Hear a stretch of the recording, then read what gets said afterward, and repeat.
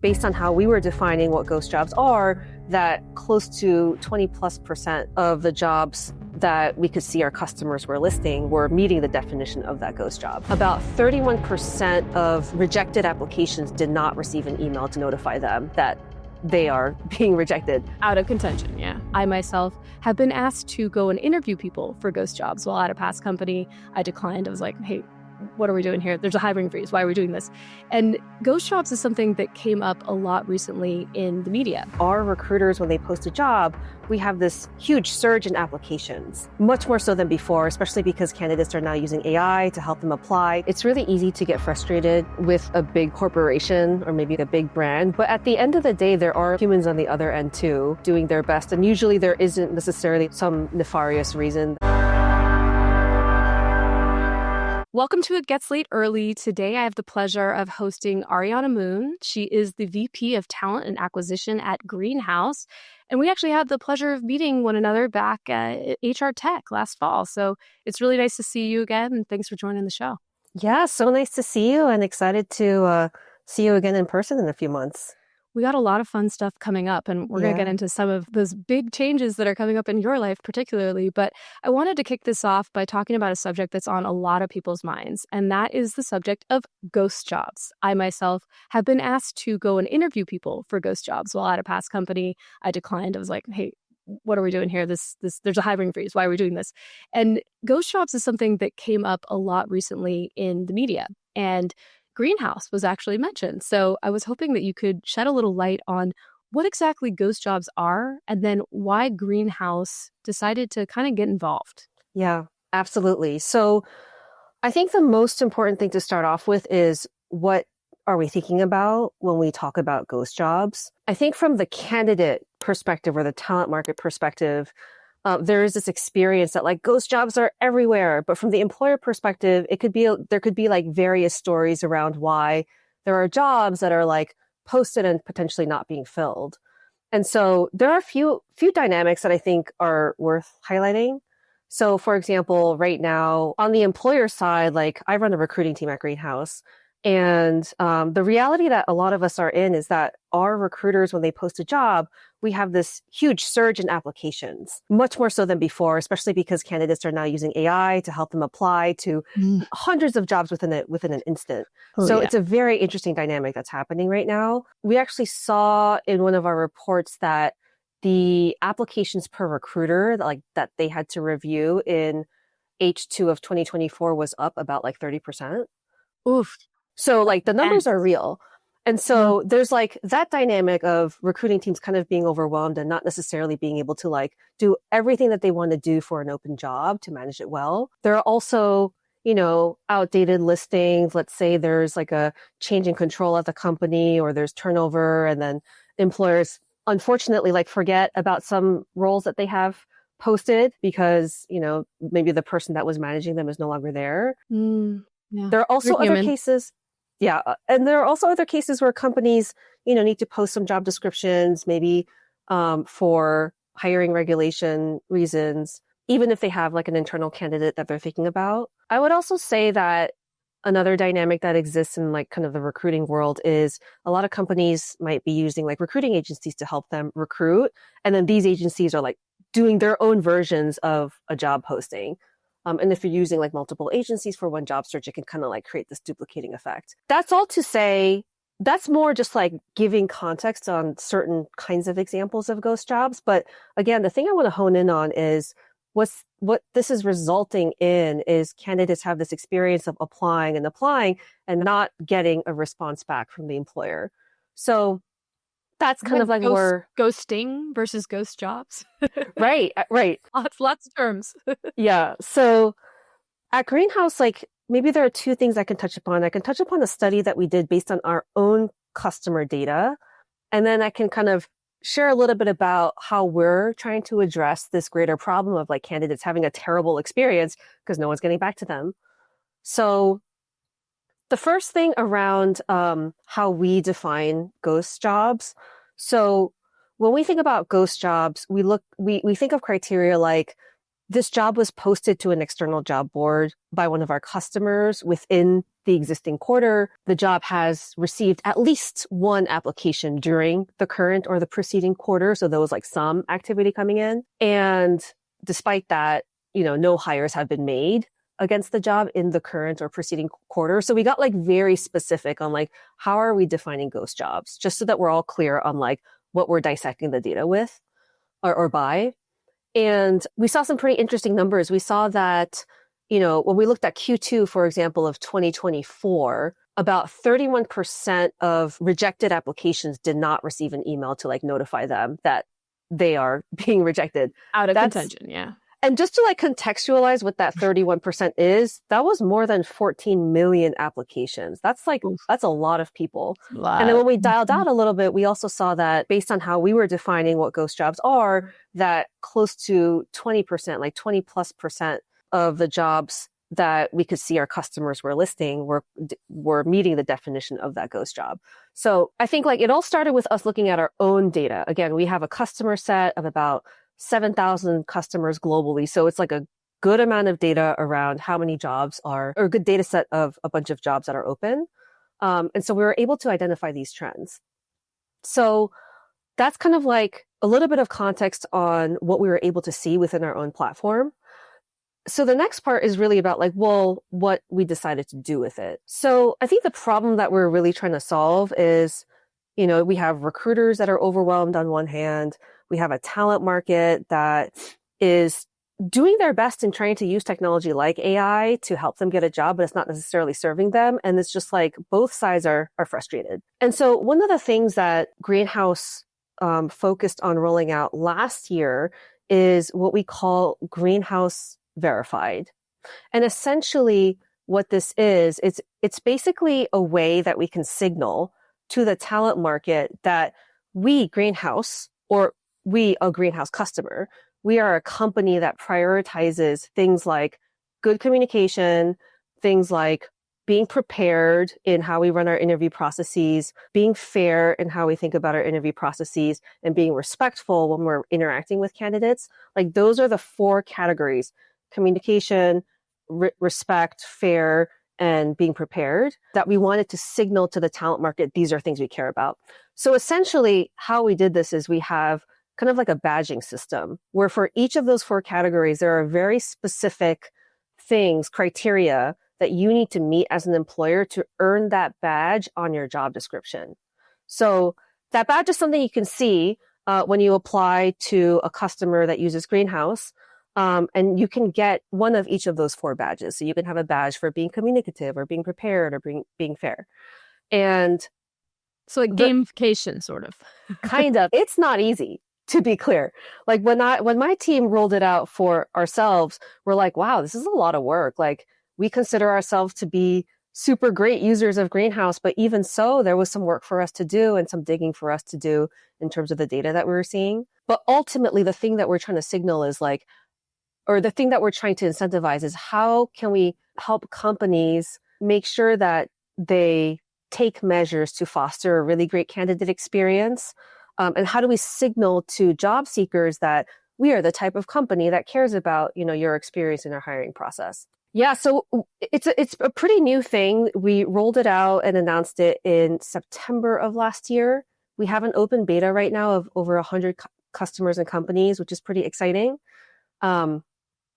And so I'll give you a few examples of like what goes into earning those badges. So for example, like under being prepared, what does it mean to have a being prepared in terms of how you design your interview process? So certain criteria that you have to meet are things like, 75% of your interviews need to have 2 or more, structured scorecard questions that are configured.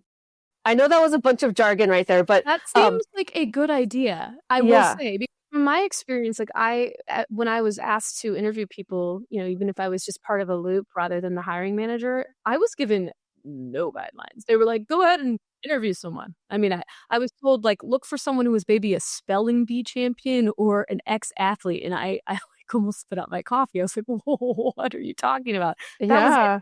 And so it's like, real. I like the concept of actually giving people something tangible, like a strategy and a scorecard. Yeah, and that's really the bread and butter of our platform, like the Greenhouse platform. It's about upholding a structured and fair hiring process, and we help companies do that. And so in order to kind of signal like, hey, I put preparation into my interview process, like I'm thoughtful about the questions I'm asking and how they tie back to actual attributes or skills I defined are needed for the job.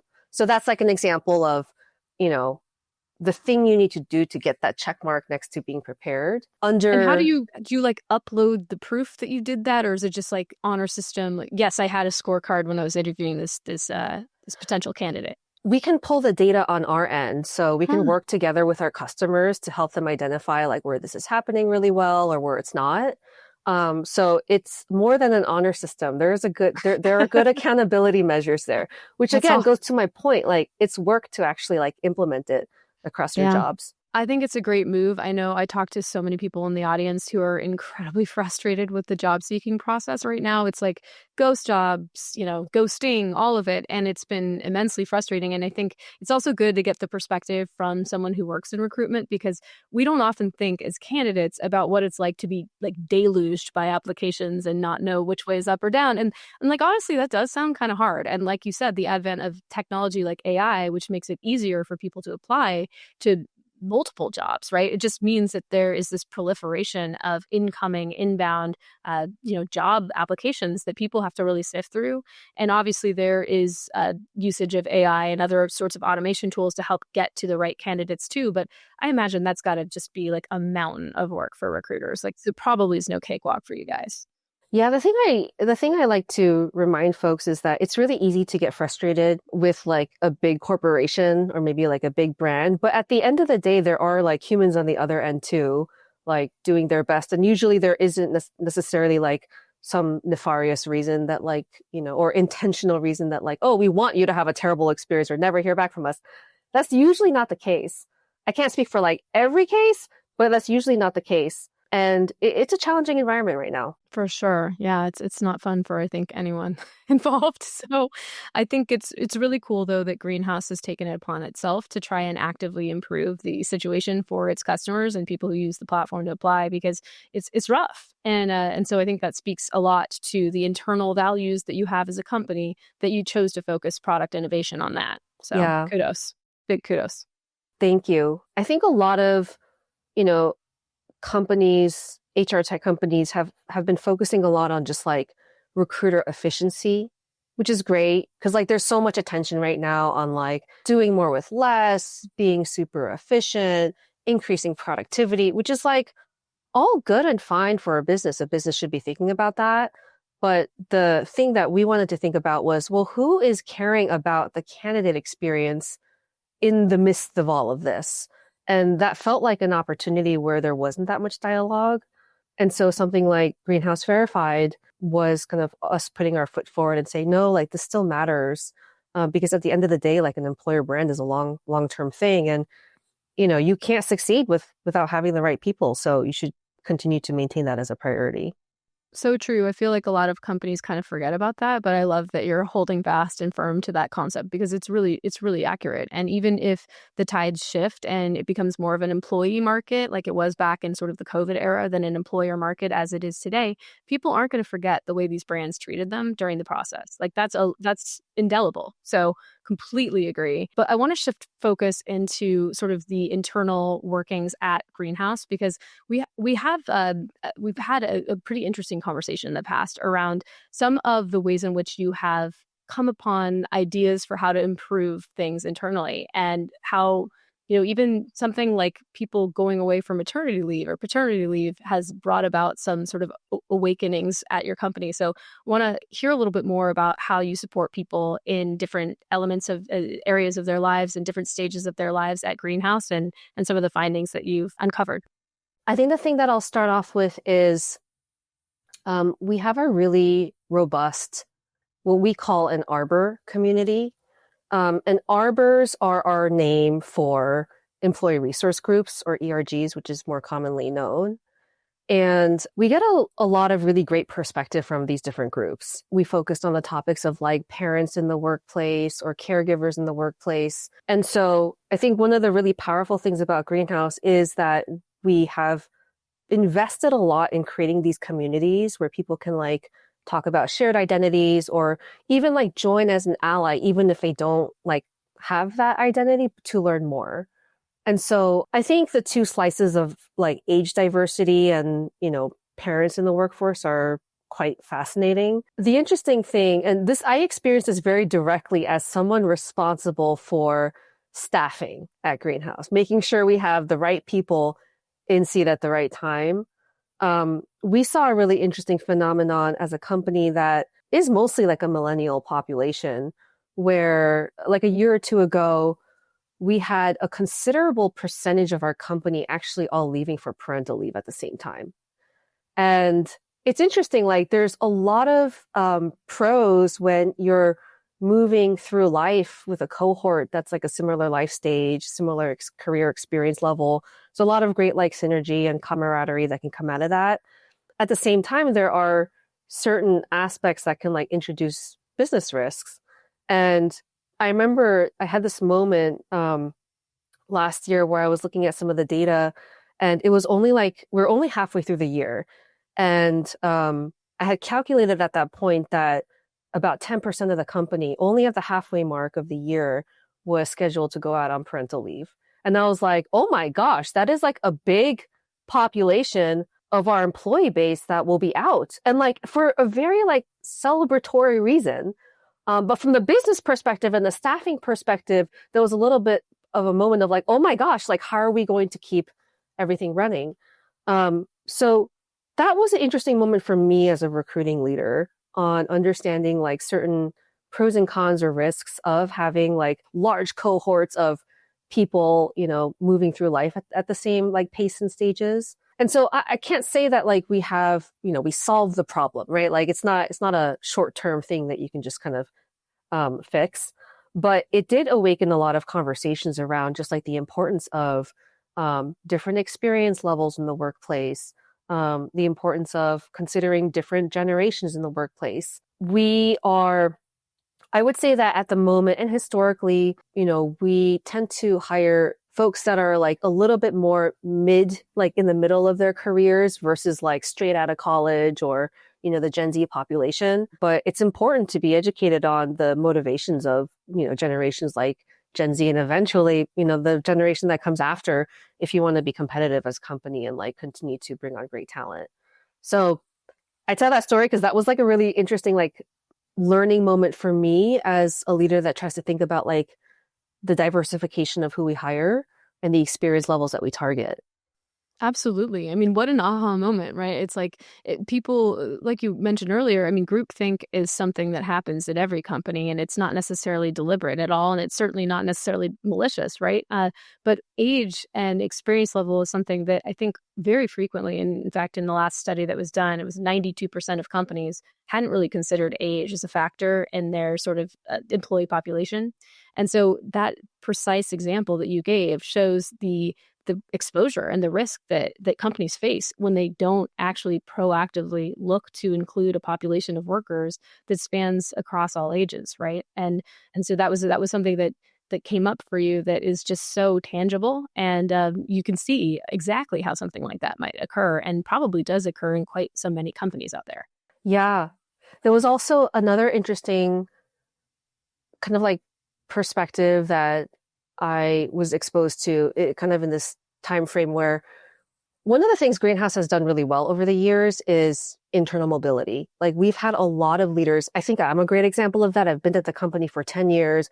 I started as the most junior person on the people team, and now I lead the talent acquisition team. And Greenhouse, like specifically as an employer, has done a really great job prioritizing like, hey, like we have really great people. How do we grow them in their careers and how do we retain them? Huge. Which is huge. Huge. At the same time, like, we've been seeing a lot of value when it comes to bringing on the right mix of more seasoned leaders who've experienced things like maybe operating at several other public companies, for example, or operating at a certain scale. Like, we're closer to 700 people globally right now. If we want to get to a state where we're kind of pushing 1,000 or 2,000 in the future, like that requires different expertise and operations and experiences.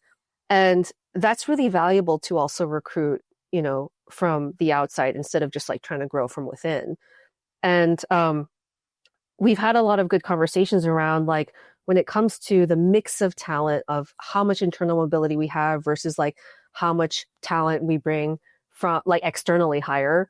That's been a little bit more prominent as well because, as with many things, like having a right mix versus just like really concentrating on one pool of skill sets can be super beneficial. There's, I'm sure you've heard of him, but there's this thought leader, Chip Conley. Have you heard of him? Love Chip Conley. Okay, love him as well. Wisdom at work. One of the best folks. It was one of the things that got me to start this podcast. Yeah, love him. Really? Okay. Mm-hmm. I heard him do a keynote at a conference once on talking about kind of the modern elder. And he said something that I like wrote down and never forgot, which is he was talking about wisdom. And he was saying that anticipated regret is a form of wisdom. And I'm like, I love that because a lot of the times when you're thinking about what makes a leader successful in a job is they've actually seen whatever they're trying to solve. They've seen the problem before and they come with like these tools and playbooks that they can, adjust for their context, but like apply. Not to say that someone who's never encountered the problem can't solve it, but there are like shortcuts if you have experience having done the thing. So like, again, I loved that saying because I thought it represented really well, like the value of the experience of someone who's done it and seen it before and like blending that in with people who are trying things for the first time. Absolutely. It's like crystallized intelligence of people who've been there, done that versus like the sort of more pliable mind of a younger person, right? That is how the best teams go, right? Is having the blend of the two. So they get the most positive outcomes. I love that you are also a big Chip Conley fan. He's awesome. His work is incredible. I've interviewed his co-founder of Modern Elder Academy, which is rebranded to MEA Wisdom, Jeff Hamley on the show. Yeah. Amazing. I got to listen to that one. That one you will, oh my gosh, you got to listen to that one. Jeff's incredible. So yeah, but Chip and Jeff, they're the man. I guess the men, that doesn't sound right. Yeah, no, anyway. But they're amazing. But I want to touch on, so you have, like you said, been at Greenhouse for 10 years, which is incredible. And they've given you the chance to rise through the ranks and climb the corporate ladder, and it's worked out for you, which is amazing. It doesn't always for everybody. And I'm not talking specifically at Greenhouse, but just generally. And I'm so happy it's worked out for you. But I want to hear from your perspective. This show obviously talks about aging at work and what it's like getting older. And I want to hear from your perspective what you have seen in terms of age in your career and what that intersection has looked like for you. Have you had any experience, for example, with ageism that maybe is on the other side of the coin, right? Against sort of younger people? Yeah, I think that's such a meaningful question. I think the reality is, fortunately for me, I haven't been on the receiving end of too much age discrimination, especially at my time at Greenhouse, because I think Greenhouse has a really healthy culture around talking about these things openly. But I do know that the tech industry and the greater world is especially unkind to especially aging women. So for me, like as a woman, it's kind of like, oh, it's a matter of time before I do start to experience some of those dynamics. To kind of your point, like more of my experiences has been on the reverse side of things. Again, like nothing too soul crushing. Very, very fortunately, I'm gonna knock on wood for that one. And I think just as much as maybe I've gotten comments around, like, for example, I was talking to an HR influencer and doing an interview with them, and they're like, "Oh, you're so adorable," and I was like, I don't know how I feel about that as like the choice of adjective. It felt a little bit belittling. Yeah, like pejorative for sure. But like just as much as I might experience things like that, a lot of it was my own kind of like self-consciousness around age. I think Greenhouse has given me an amazing opportunity to sit on a senior leadership team. And there were two people on the team where we're like, I think we're the same age and I think we're the youngest here. And we kind of like, we kind of developed a good bond through that like identification of where we were in life. And that all started because we've been actually working alongside each other for like 9 years and noticed that we had like a very similar graduation date. So like there's that kind of like self-conscious side of things too, when, I think just as much of the battle is like convincing yourself that like you can do it or that you belong amongst maybe a leadership team that's a little bit more experienced. And fortunately, like I said, like Greenhouse has created like a good environment and good opportunities for me to grow in that way. I want to shift gears and talk to you a little bit about something that I think is very near and dear to my heart, which is the concept of how we support women who decide to become mothers and who are having children. Because I know in my personal experience, when I had my first child at 32, and I was not prepared. Like, let's just call it out, call a spade a spade. I was not at all prepared for any of it. And no one, everyone says you can't really prepare, and that is absolutely accurate. I will say. But the thing that I was really wholly unprepared for was the shift in identity and how to see myself after having a child, after, just focusing so much on my career and putting everything into it. And it was really something that rocked me. As soon as I had this child and I was out on maternity leave, I had like career FOMO. It was so bizarre. I was like, wait, they're doing all these cool projects without me, and they're, branching out to another country with the initiative I've been running, all that stuff. And I really grappled with that. So I just want to talk a little bit about what Greenhouse does to support parents, your thoughts on, what's coming up for you. And yeah, I want to unpack that experience and talk a little bit about what it's like for women at work. Yeah, absolutely. And super near and dear to my heart as well, especially now. You know this, I'm in my third trimester. I'm about to go out. So a lot of my reality at work is just like preparing for extended leave. Maybe I can start there, like the preparation for extended leave, because I think Greenhouse like enables this dialogue really well. I actually had some practice preparing for extended leave 2 years ago, because one of the things that we offer is when you hit a certain amount of tenure, you get to go on a sabbatical. Oh, And it's awesome. a great benefit. Wow. And I was one of the first folks to take sabbatical because I've been there for so long. And I was presented with this challenge of like, oh my God, like how is my team going to operate without me? Yep. And so I wrote this whole thing on my reflections on how to prepare and how to come back from sabbatical. I'd be happy to share that with you. But it involved me doing things like thinking about succession planning long term. It involved things like doing a test run with my team, being like, I'm here this week, but I'm not. Right? Like I'm here if there's an emergency, but I'm not. Like Awesome. and like building So their smart. confidence. Yeah. And if you design coverage well, it can be a really beautiful like pairing of you get to go out and do something else, but then your team has this opportunity to like step up and grow. And so when I came back from my sabbatical 2 years ago, I had promoted like almost immediately one of the managers that had stepped up that I kind of like succession planned around. So anyway, like I have the context of that experience and doing it well to help me feel like confident about how I'm approaching my leave right now. And that goes kind of back to the whole like, conversation we're having about like having done something before and the value of experience. I would say some of the things that Greenhouse does really well is going back to the whole topic of arbors. We have an arbor community, an ERG community.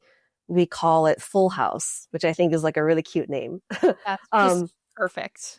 For caregivers. Excellent branding. Excellent. Yeah. Not just parents, but like any sort of caregiver. And it actually has about a fourth of the entire company like participating in that group as of, I just checked today. And it's a really robust community where people just like trade everything from like parenting tips, or if they're caring for like elderly parents, like, what are some tips and tricks that people or experiences that people want to share. And I think starting with that, like starting with a place where people feel like they can be open. There's also a really funny communities or Slack communities that we have where, especially when it comes to like a parent dynamic, there's a channel that we call Ask Youth, and there's a channel called Ask Adults.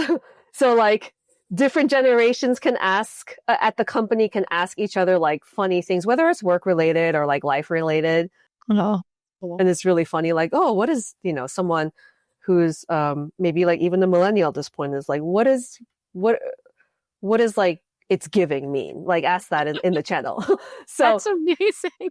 Yeah. So I think like from a community perspective, we have like nice, robust communities or places people can go to talk about these things. From the actual, like, what do we like offer to parents to support them? We have obviously a parental leave program that is pretty generous for the US. It's about 16 weeks off. And of course, like for different geographies, it looks a little bit different in timing. And then we also have a benefit that I absolutely love is called care fertility. So anyone on a fertility journey, menopausal journey, or family forming journey, there's benefits related to that. I actually got to chat to the Carrot recruiting team because they're a customer of ours nice. 2 weeks ago. So shout out to them.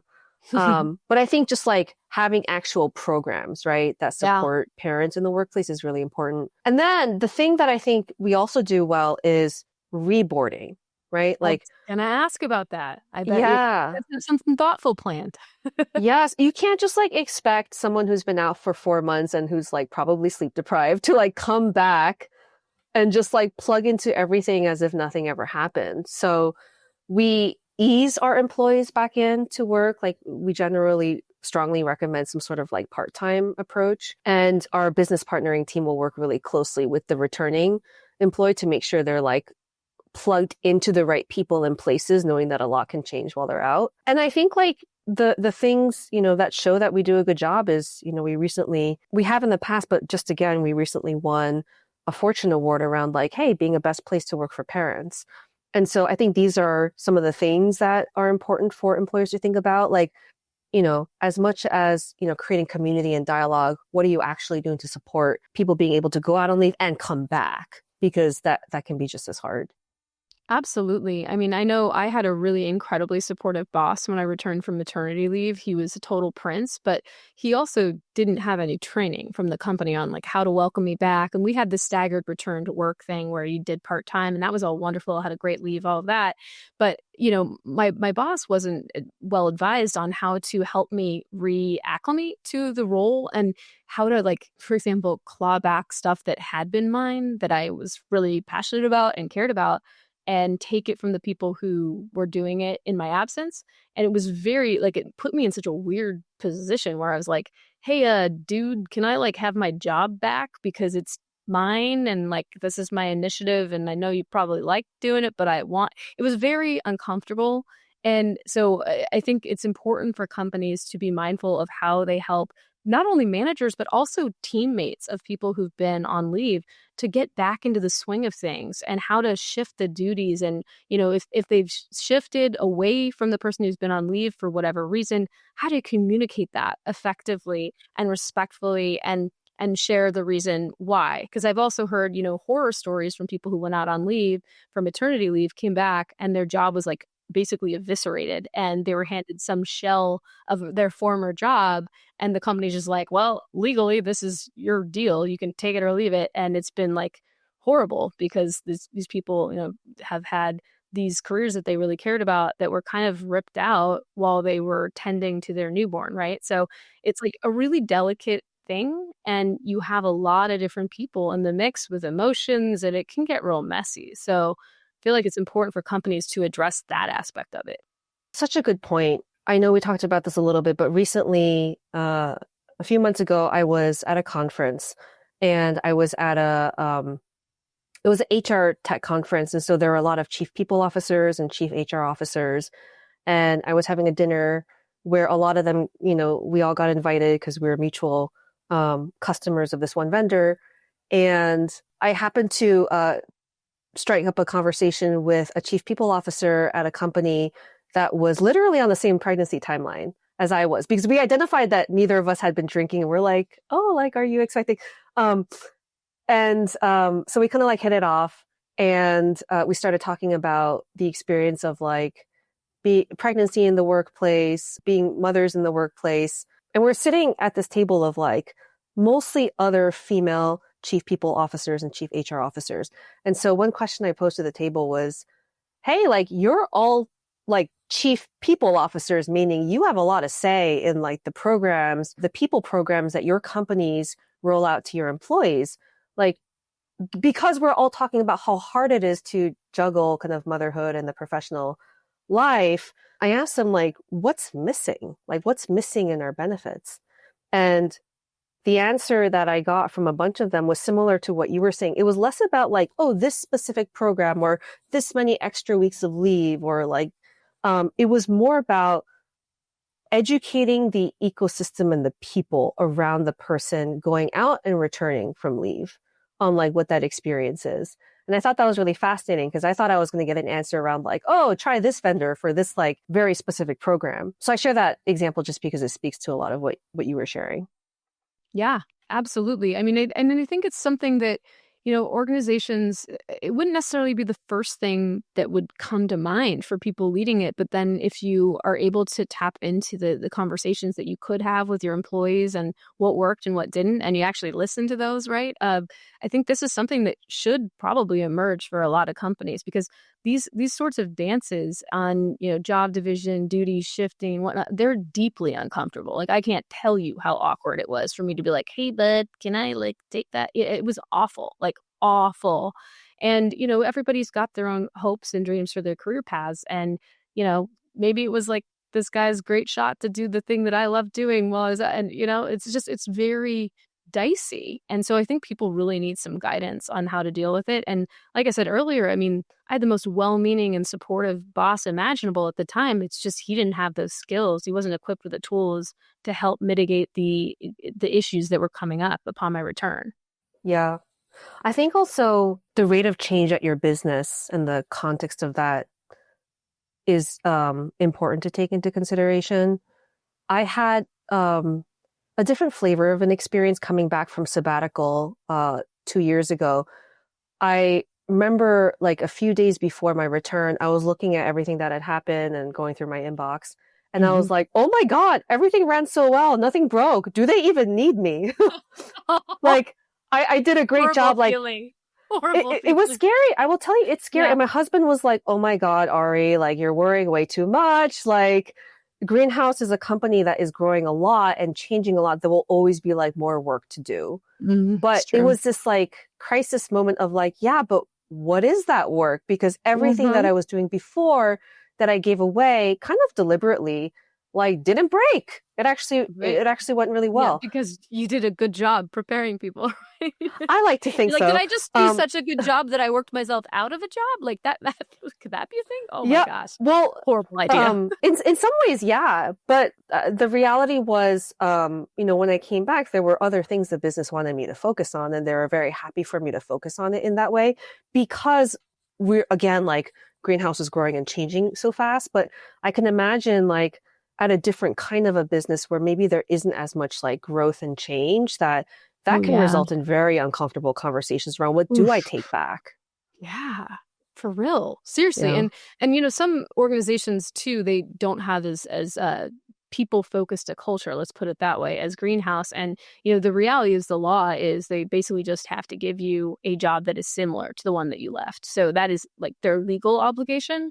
And so companies can kind of have carte blanche with what they want to do with people coming back. It's the reality. And I've seen it done, not to me personally, but like to friends, to colleagues and whatnot. I've seen it done like exceptionally poorly, but it's technically legal. But it's like, oh, what kind of company do you want to be, right? So I think that can be quite telling, right? That can be tough. I'm glad that there are companies like Greenhouse out there that are doing the right thing. And I really appreciate you sharing behind the scenes what's going on at Greenhouse, how you're helping things get better, not only for your internal team, but also for those of us who are using your platform to apply for jobs elsewhere.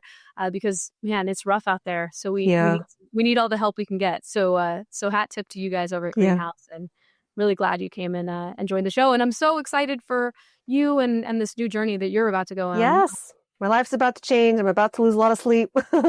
Yes. Goodbye to sleep. I'm sorry to say. It comes back at some point, but yeah, it's gonna be a minute for you. But I'm so excited that you have a place to return to that you're excited about, that you've already tested. You can step away and come back and then still dig in and do really meaningful, awesome work with great people you love. So kudos to that. Cool. Thanks so much.